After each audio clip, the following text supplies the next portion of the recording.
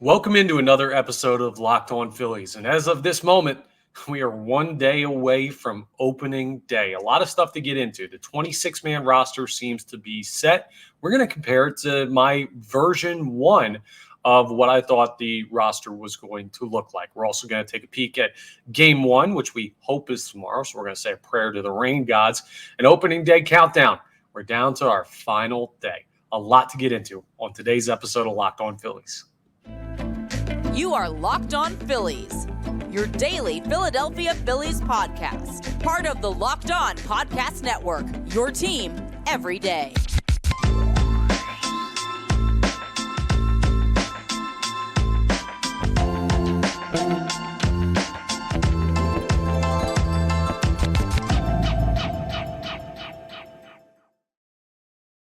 Yes, this is Locked On Phillies. I'm your host, Connor Thomas. Thank you so much for checking us out. We're part of the Locked On Podcast Network, your team every day.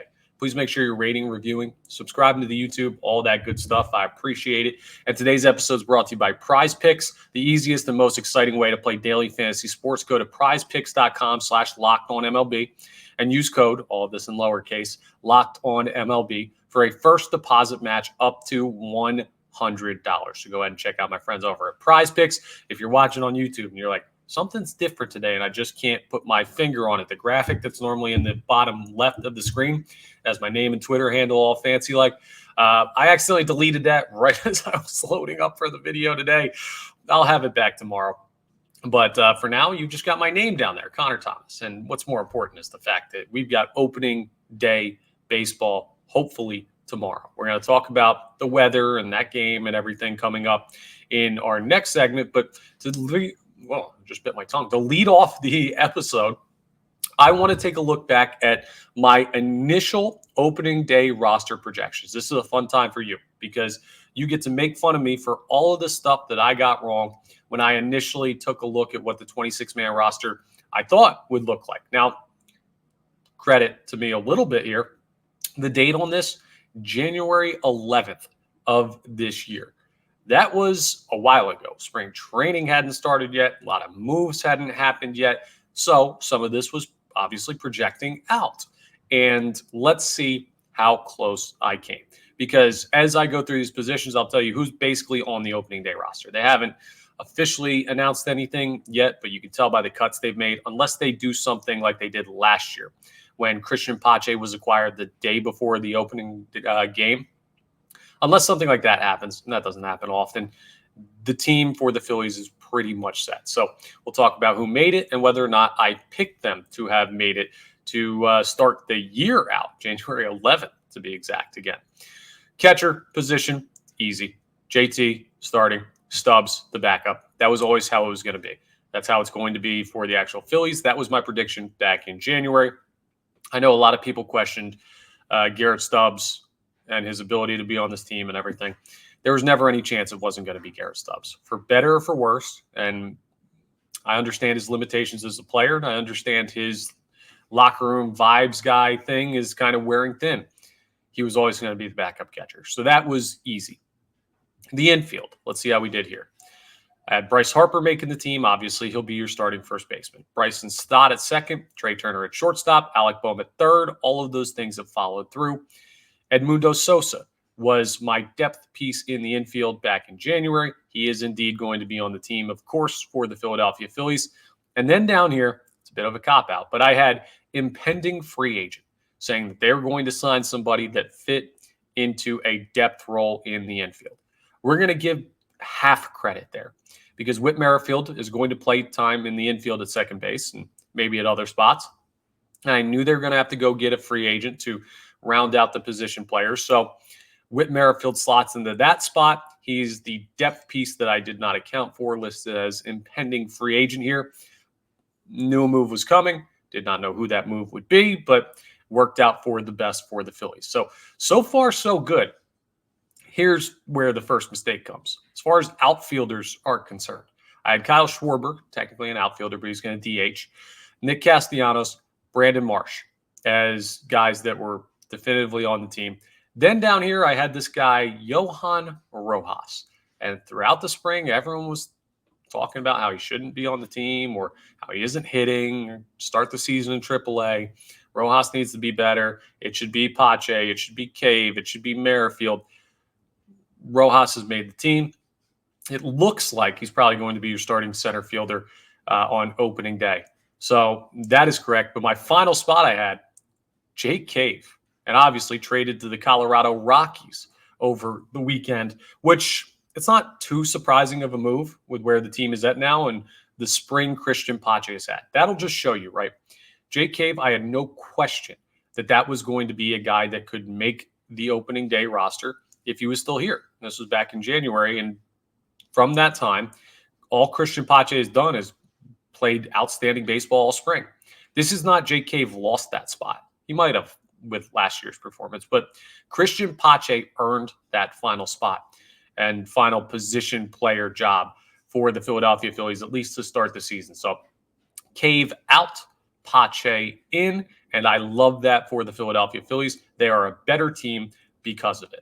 Let's go to the pitchers, because so far I am only missing one, and let's call it a half, because the impending free agent thing was kind of cheap with Whit Merrifield, but I'm only missing 1.5 positions so far. The starting rotation, I had Wheeler, Walker, Nola, Suarez, Sanchez. Obviously, Taijuan Walker is going to start the season on the injured list. Going to go half credit there as well, because the expectation was that if he was healthy, he was going to be one of the starters. I didn't believe they were going to make a change to the starting rotation. Christopher Sanchez being on there back on the 11th of January shows you that I've long been on the train that Blake Snell and Jordan Montgomery and guys like that were not going to end up here in Philadelphia. Turns out that's exactly how the Philadelphia Phillies handled it. But Spencer Turnbull is going to be part of the starting rotation to start the year in place of Taijuan Walker, who has been injured. So Turnbull goes in there.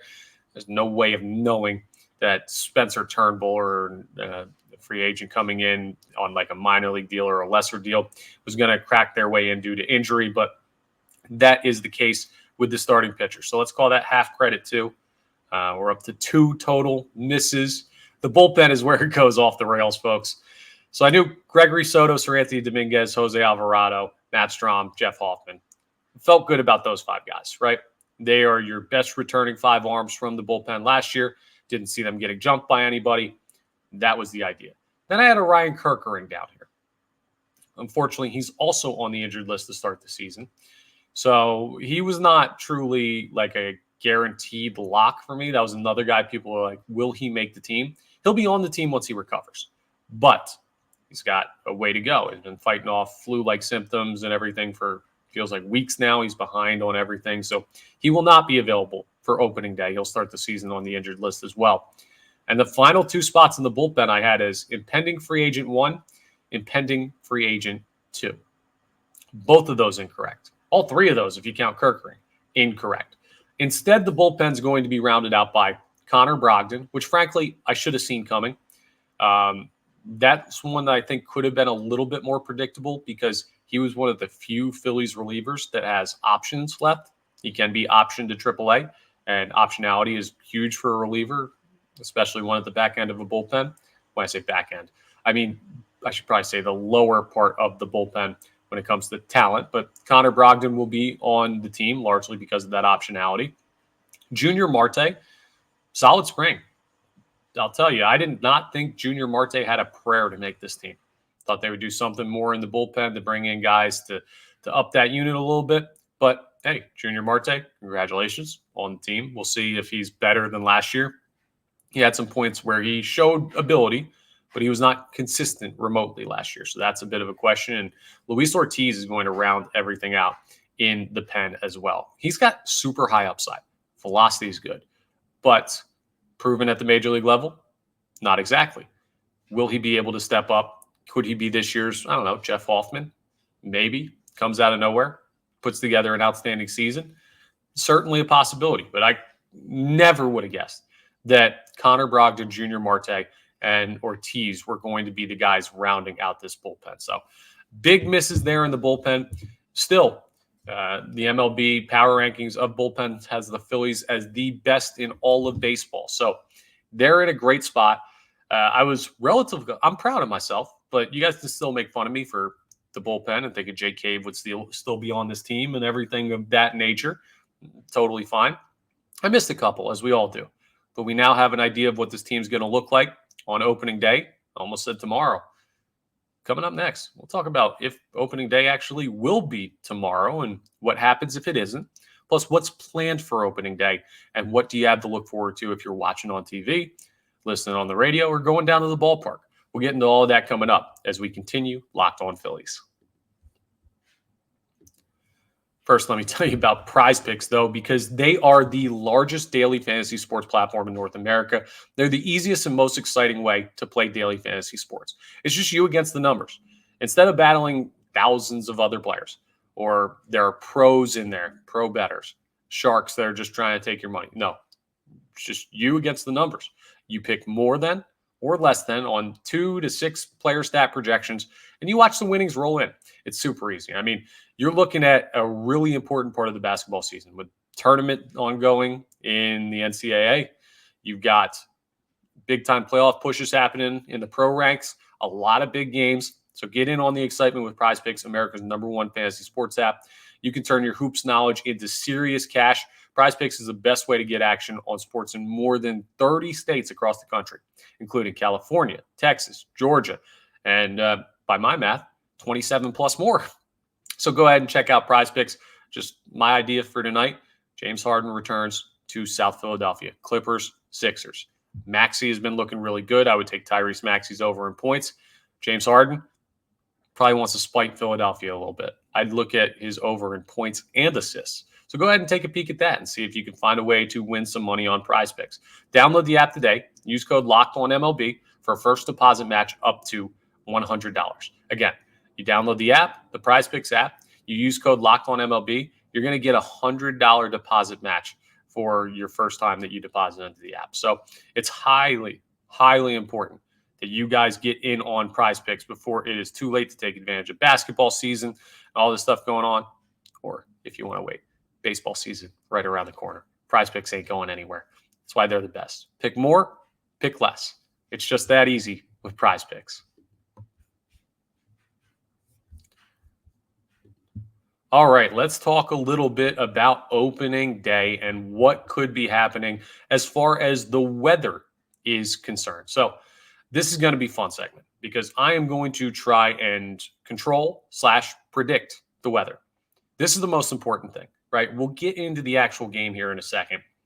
If you want to hear some more in-depth detail between Braves and Phillies ideas, you can listen to my most recent crossover with Jake Mastriani of Locked On Braves. So you can check that out. It's on the YouTube channel and on the podcast feed now. But I'm just looking at tomorrow in Philadelphia, and it's listing, due to my handy-dandy Weather Channel app, 89% chance of rain.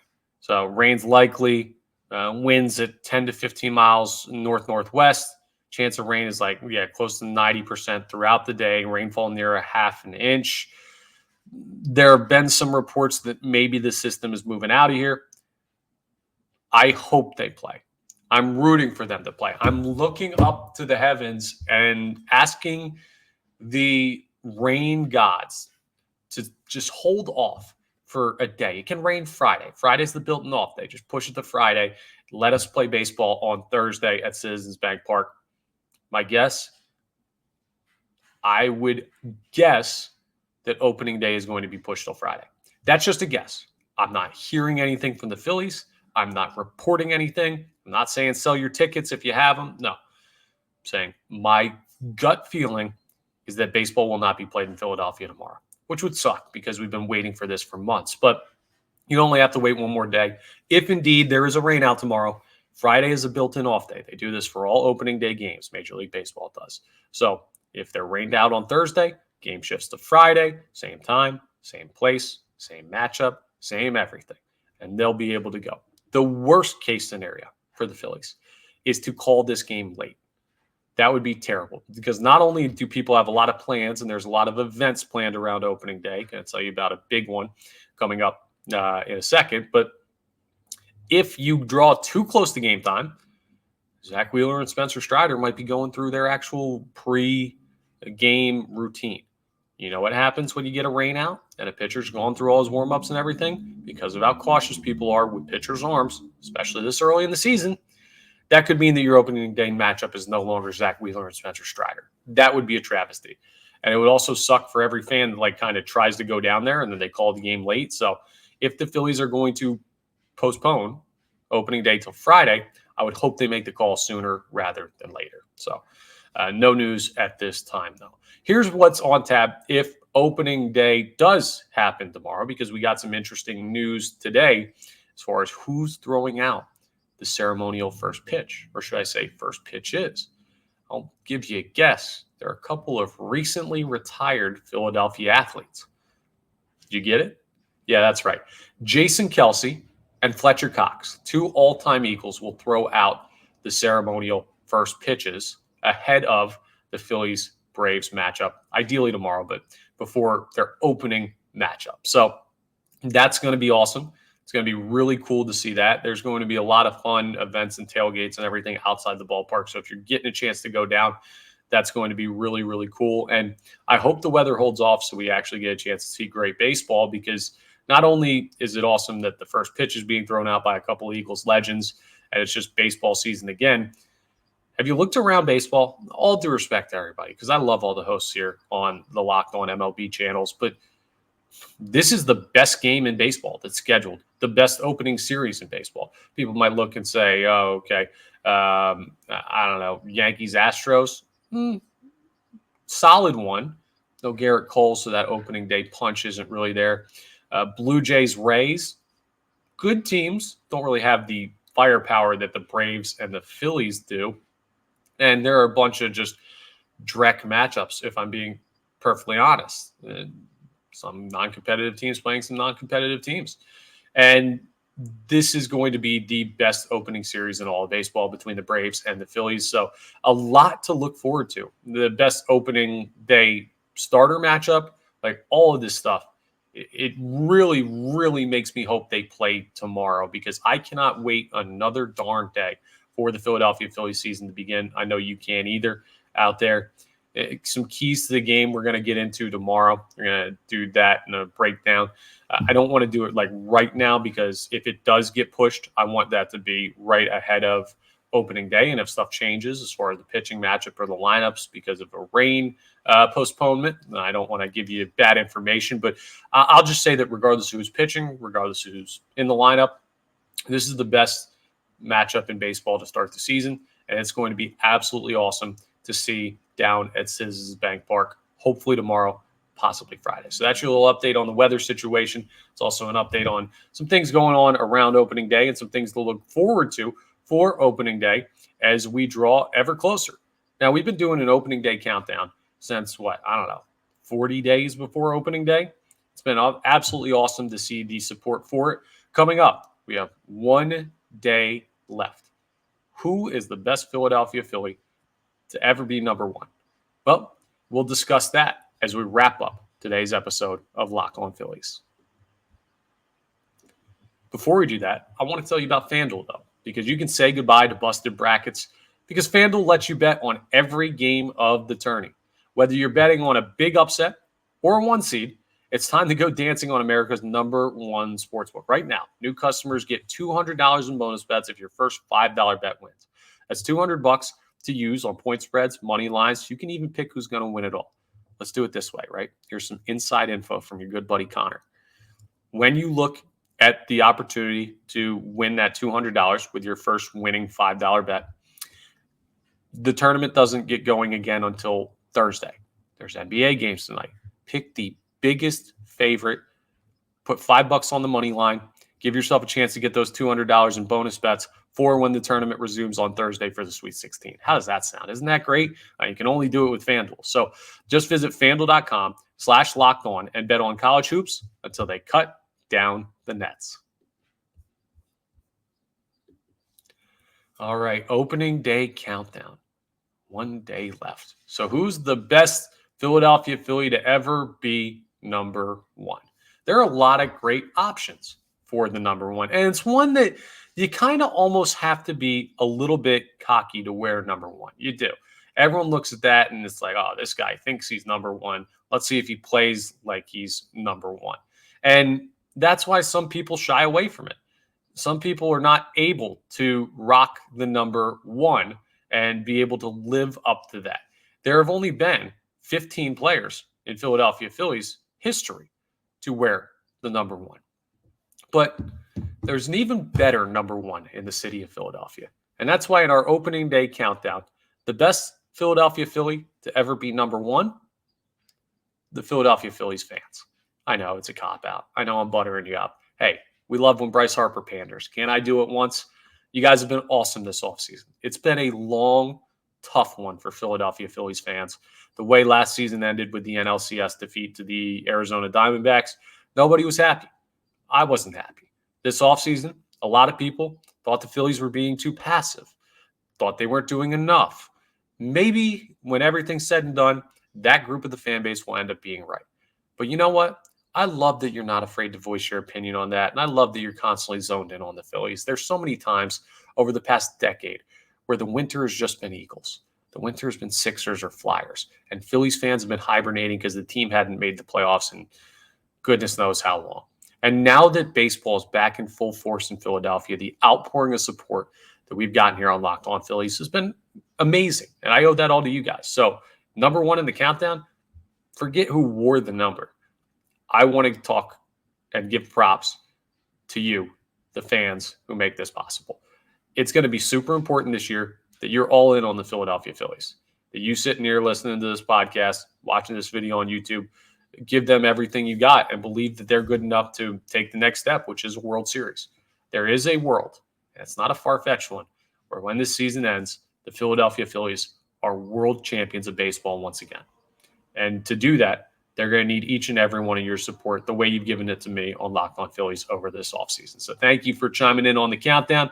Thank you to all the old heads who told me I was wrong whenever I picked a player who was born after 1970. Thank you to everyone who jumped in the comments and suggested names for the next number. I just appreciate everyone so much. I'm looking forward to another fun season of Phillies baseball with you. Might sound like I'm wrapping something up there, but the job is just getting started. We got a lot of info on the opening series, a lot of info on the season in general, and a lot of games, 162 to be exact, in the regular season at least, to react to over the next handful of months. So a big journey hopefully starts tomorrow if the weather permits. I'm looking forward to going on that journey with each and every one of you who follow along here to Locked On Phillies. So thank you so much for checking us out today. Again, we're part of the Locked On Podcast Network, your team every day. Please make sure you're rating, reviewing, subscribing to the YouTube, all that great stuff that really helps us out here on Locked On Phillies. Now's a great time. Last chance before the season gets started. Hit that subscribe button so you don't miss anything that goes on with the Phillies in one of their biggest seasons in a generation. A lot of great stuff still to come. But again, that's all for today's episode. So I'll talk to you next time on the next episode of Locked On Phillies.